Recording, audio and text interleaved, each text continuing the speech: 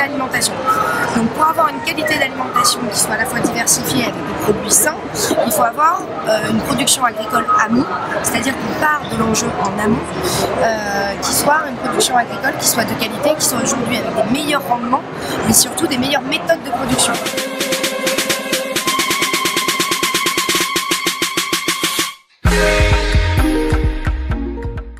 Donc là, pour l'American Food 2.0, leur idée c'est vraiment de développer par la technologie de nouvelles solutions pour nourrir la planète, donc notamment le développement de cultures sur les murs pour les bâtiments qui s'adaptent à l'orientation du soleil et tout ce qui va être commerce de proximité.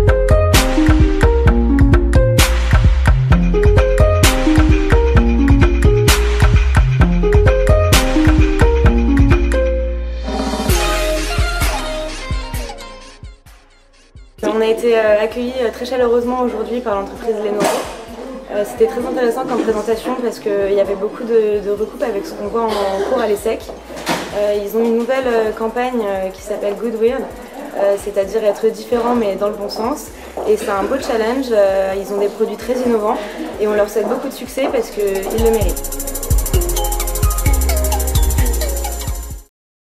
Cet après-midi, on a été faire la visite de Galvani, donc en Italie. On a visité la deuxième plus grosse usine de la marque, donc le groupe Lactalis. On a eu une super présentation du directeur général qui nous a expliqué la différence entre le réseau de distribution italien et français. Et ensuite, on a fait la visite de l'usine pour voir comment était fabriqué le fromage, puis emballé et ensuite mis sous sachet et dans les boîtes pour être envoyé directement aux zones de stockage.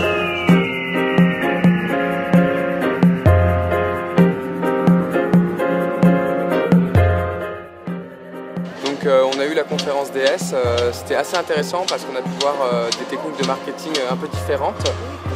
Donc déjà on a pu voir comment ça se passait un lancement de produit. Pour le cas de DS, on crée une nouvelle marque. Et un des critères intéressants qu'ils nous ont montré, c'était qu'ils ne triaient plus les gens, ils ne segmentaient plus les gens en fonction de leur âge ou de leur catégorie socio-professionnelle, mais en fonction de leur centre d'intérêt. Donc c'était très intéressant de voir un peu comment une nouvelle marque se construit. Et ensuite, on a pu faire un petit workshop, donc c'était sympa, c'était un peu comme une mini Digital Week, où on a dû monter un projet, on était en petit groupe, et à la fin présenter aux clients donc, nos idées.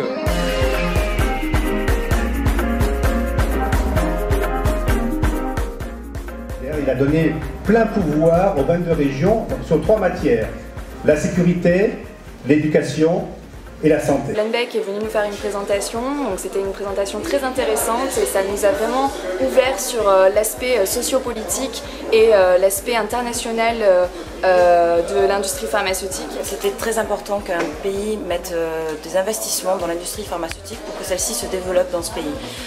Justement, là, en Italie, ils nous expliquaient le cas de l'Italie, comment ça se passait. On a pu faire des comparaisons avec le système français et voir que l'internationalisation est très très importante.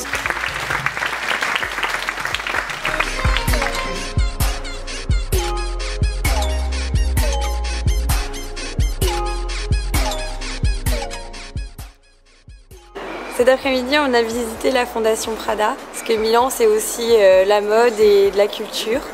L'œuvre que j'ai préférée, c'était Lost of Love, avec une œuvre en interaction avec les poissons.